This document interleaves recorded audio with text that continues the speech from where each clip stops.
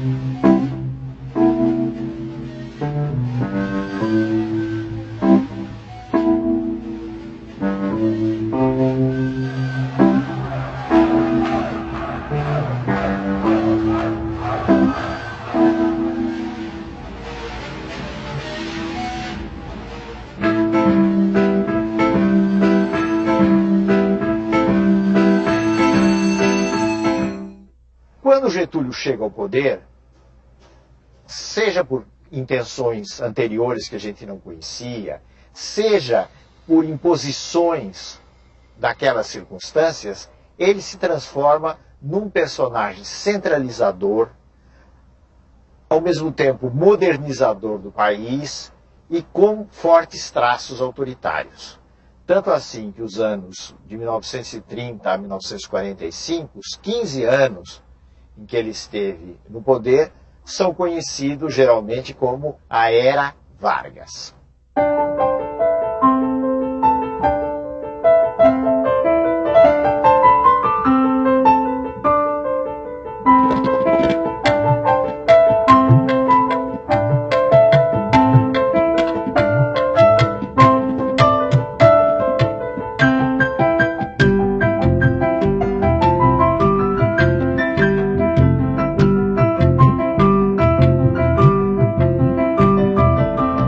Getúlio teve que enfrentar problemas internos do seu governo, das forças que o apoiavam, e problemas externos da oposição.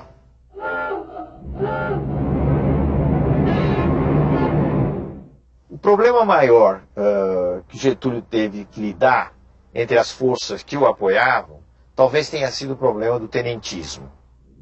Porque os tenentes haviam apoiado a Revolução de 30, mas tinham suas ideias próprias a respeito do que devia ser feito.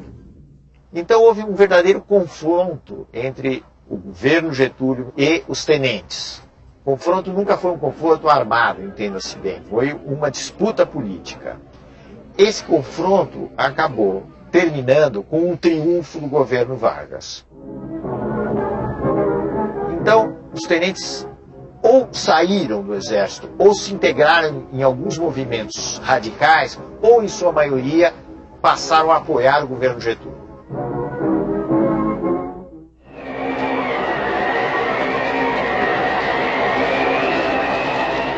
Os problemas externos vinham principalmente das elites regionais dos estados, que não se conformavam com a política centralizadora. O caso mais grave ocorreu nas relações entre o governo central e a elite de São Paulo, a elite paulista. Na realidade, Getúlio maltratou a elite paulista. Ele não teve o jogo de cintura que ele teria mais tarde, com as várias forças sociais, com a elite paulista.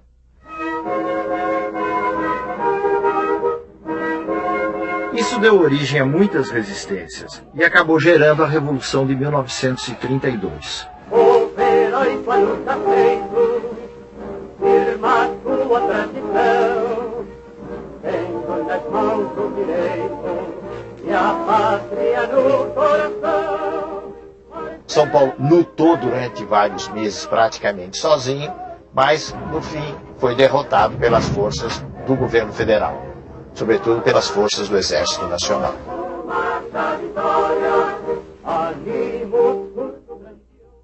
A Revolução de 1932 foi chamada de Revolução Constitucionalista porque os revolucionários queriam que fosse interrompida a ditadura que Getúlio tinha implantado, que ele denominou de governo provisório, ele não falava em ditadura nessa época, queria interromper com a convocação de uma Assembleia Constituinte para se aprovar uma Constituição no país e se implantar um regime democrático. Nesse sentido, a Revolução foi vitoriosa. Ela foi derrotada pelas armas, mas ela pôs na ordem do dia a necessidade que havia de se dar uma forma legal para o país. E se interrompeu o governo que Getúlio estava chefiando e que era chamado de governo provisório. Então, Getúlio Vargas convocou eleições, que foram realizadas em maio de 1933, para uma Assembleia Constituinte. Essa Constituinte aprovou uma Constituição em julho de 1934. 16 de julho de 1934. A República Brasileira tinha sua segunda Constituição. Jornada de 8 horas, proibição de trabalho a menores de 14 anos, repouso semanal obrigatório, férias remuneradas, eram alguns dos... Mas talvez, do ponto de vista político, a coisa mais importante da Constituição de 1934 foi a instituição do voto secreto. Essa Assembleia, depois que se reuniu e aprovou a Constituição, foi ela mesma quem elegeu presidente da República por voto indireto, o Getúlio Vargas. Em frente ao Palácio Tiradentes, o povo assiste à chegada do carro presidencial. Uma delegação de constituintes recepciona o chefe do executivo. O recinto da Câmara dos Deputados estava completamente lotado. Há 8 anos que não se realizava uma cerimônia deste gênero.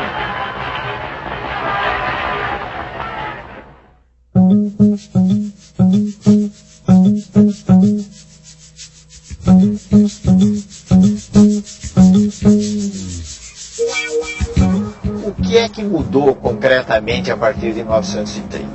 Vamos pegar algumas áreas, não é possível examinar todas as áreas. Então vamos pegar a área da economia. O que aconteceu durante os anos 30, até o final dos anos 30, foi o fato de que o Brasil tinha condições de produzir café numa escala muito maior do que um mercado mundial em crise podia absorver.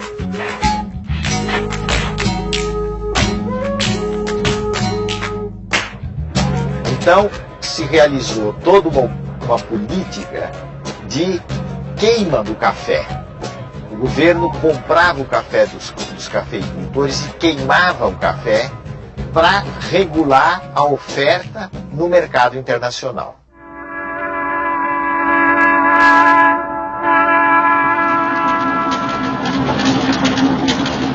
A outra mudança importante foi a expansão da produção do algodão.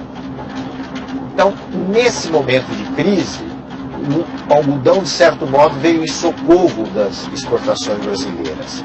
E isso tem a ver com um fenômeno europeu, que foi o fortalecimento da Alemanha, infelizmente sob o controle de Hitler, e foi essa Alemanha nazista que começou a comprar em grande escala, para a produção de tecidos, o algodão brasileiro.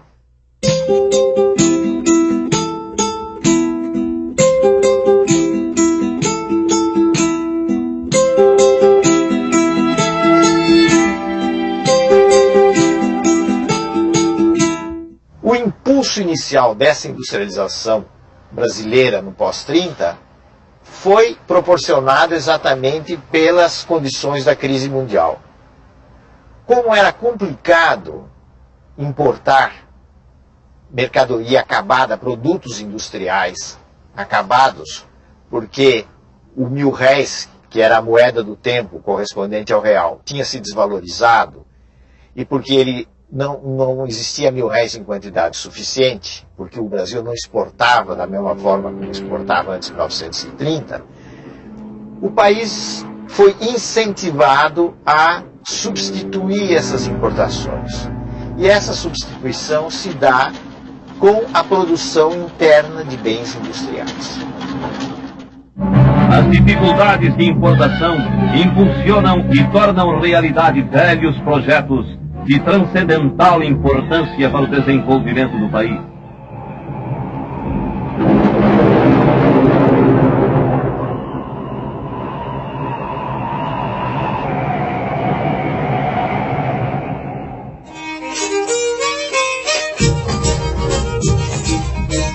Sobretudo a partir de 1930, com exceção dos japoneses, a mão de obra estrangeira deixou de vir para o Brasil. E a mão de obra utilizada nos grandes centros do Centro-Sul foi principalmente aquela que migrou de pequenas cidades mineiras e que migrou do Nordeste, entrando principalmente na atividade da construção civil e da atividade industrial.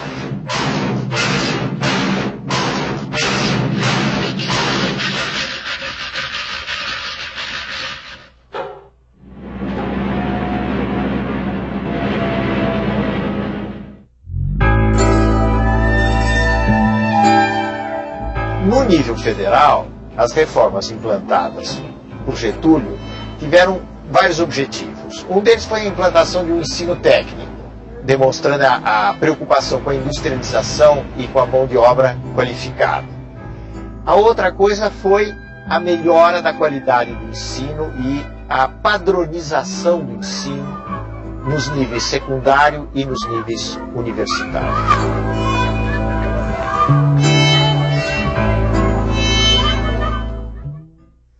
Tudo isso foi muito importante, mas nós não devemos esquecer também o fato que a política getulista liquidou as condições de existência de um sindicalismo autônomo, isto é, de uma organização própria dos trabalhadores.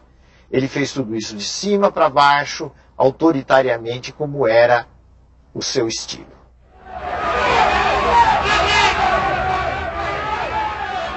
Um outro traço inovador, dentre outros, dos anos posteriores a 1930, foi o surgimento de movimentos sociais, em maior expressão, maior quantidade.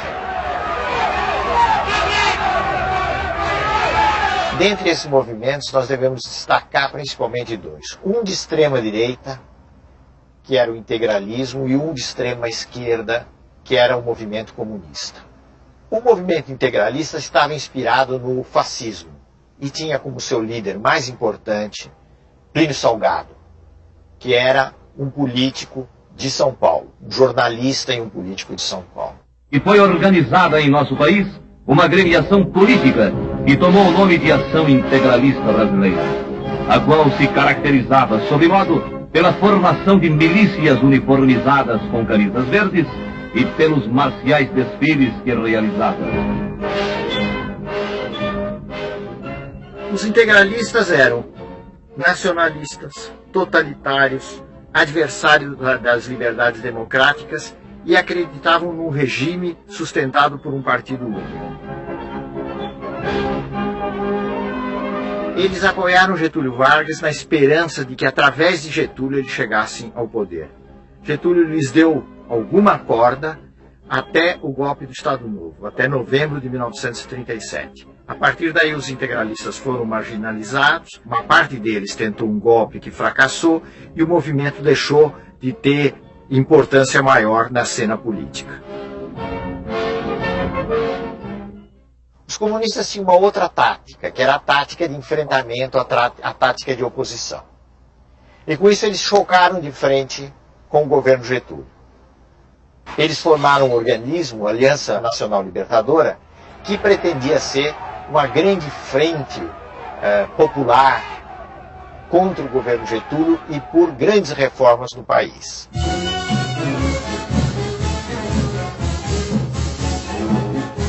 O governo fechou a Aliança Nacional Libertadora, aplicou à aliança uma legislação repressiva, que era a Lei de Segurança Nacional, e colocou os comunistas na ilegalidade. Eles partiram para uma iniciativa de revolução que, na realidade, acabou resultando numa verdadeira aventura, que foi a chamada Intentona Comunista de novembro de 1935.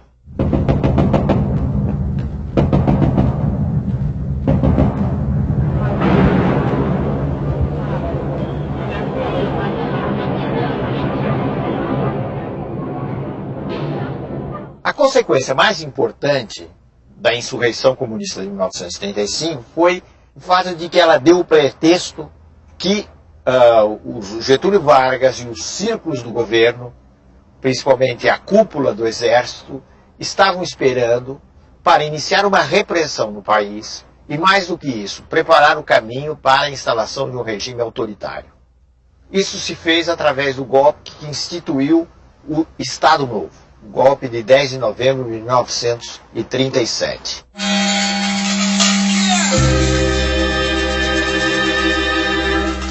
Praticamente sem nenhuma resistência, sem nenhuma oposição, forças policiais fecharam o Congresso e se iniciou um novo regime no país, que era o Estado Novo.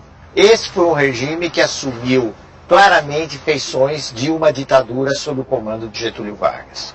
Quando as constituições políticas ameaçam degenerar em guerra civil, é sinal de que o regime constitucional perdeu o seu valor prático. Foram suprimidas as eleições, foram suprimidos os partidos, foi suprimida a liberdade de expressão, que é uma coisa muito importante.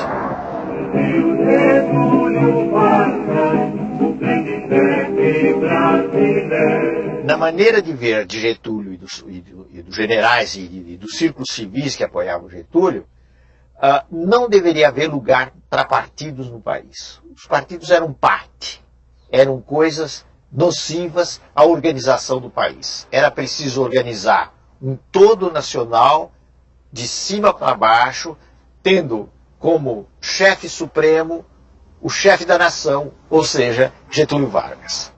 Getúlio Vargas cuida do lar do trabalhador brasileiro. Aqui o vemos inaugurando as primeiras casas de uma série que planejou para todo o território nacional como habitação condigna dos obreiros da grandeza do Brasil. Tendo ao lado sua esposa, Dona Darcy Vargas, vemos o presidente da República, acompanhado pelo senhor Gustavo Capanema e outras autoridades, inaugurando o Hospital Estácio de Sá, na capital. Getúlio Vargas inaugurava o Instituto Nacional do Livro. Aqui o vemos em companhia do senhor Herbert Moses. O presidente da República assistia à grande parada militar comemorativa de nossa independência.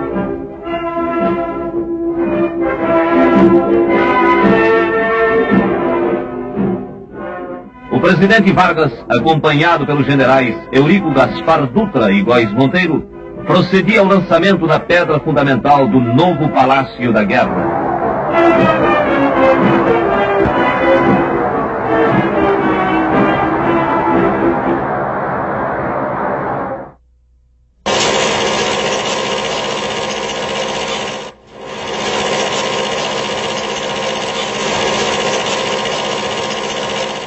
Especialmente no Estado Novo, houve uma ampla utilização do cinema, do teatro, do jornal, do rádio, que tinha uma importância muito grande, para enaltecer as façanhas do governo Getúlio e do Estado Novo. O ambiente nacional tem reagido sabiamente contra esses agentes de perturbação e desordem. A propaganda insidiosa e dissolvente apenas impressionou os pobres de espírito e serviu para agitar os mal-intencionados. E isso representou alguma coisa de muito diferente, vamos dizer assim, de inovador, se considerarmos o que era o Brasil anterior a esse período. Regulieren Soldaten geschaffen. Seit 5:45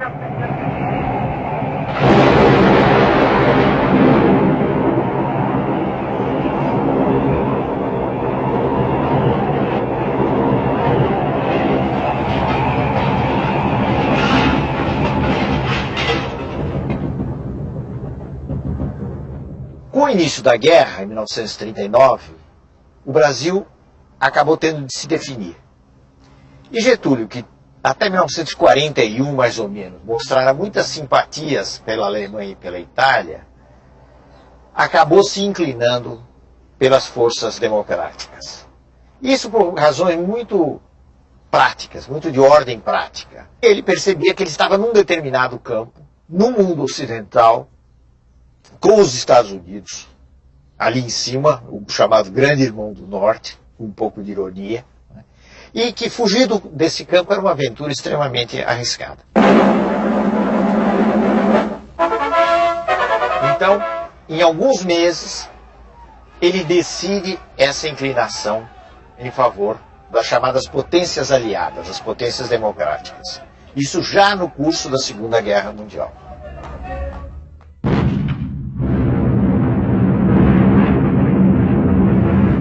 Aí as investidas dos alemães contra a Marinha brasileira levaram mais rapidamente à ruptura de relações com os países do eixo, Alemanha, Itália, depois o Japão, e finalmente a declaração de guerra contra esses países. Aqui esta manhã para receber uma nova força expedicionária que justamente nesse momento está chegando para se juntar aos combatentes de tantas outras nações que já se engajaram na frente da guerra.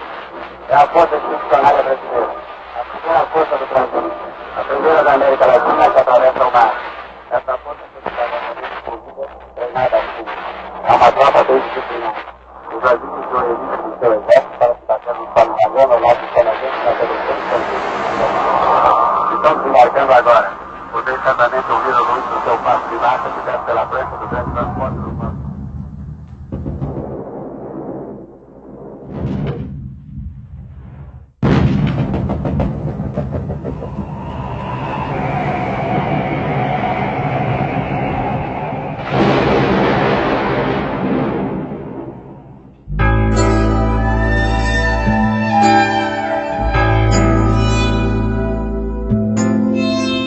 O que determinou a crise do Estado Novo? Houve fatores externos e houve fatores internos que se conjugaram, que se juntaram. O fator externo foi a vitória cada vez mais anunciada das forças democráticas no mundo na Segunda Guerra Mundial. Então, é como se todas aquelas antigas ideias que vinham do começo dos anos 30, todas elas autoritárias, entrassem em crise, se desprestigiassem, e a ideia de democracia, o direito de intervenção na nação, nos destinos da nação, se tornasse uma ideia muito forte.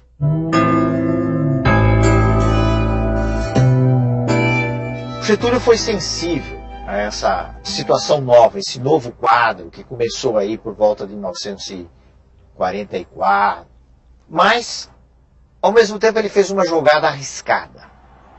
A jogada foi tentar se apoiar num certo tipo de mobilização popular, como ele nunca tinha feito no passado. Para isso, ele foi encontrar apoio naqueles setores políticos e de trabalhadores que o haviam sempre sustentado.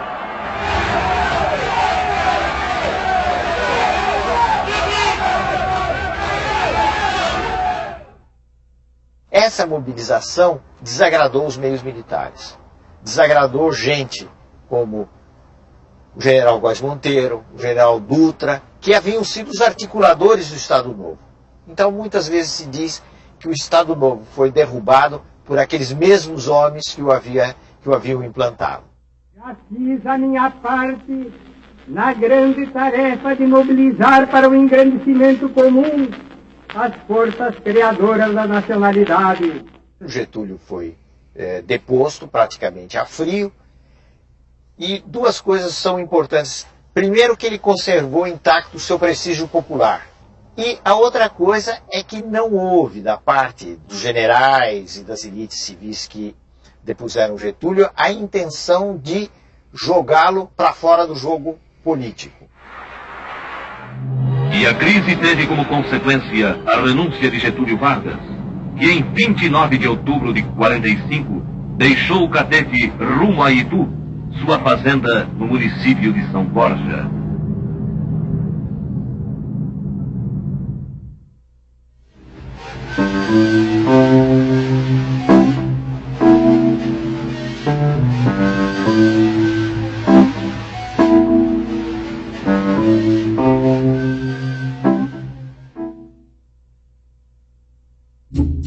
No próximo programa, o Brasil escolhe o caminho das eleições.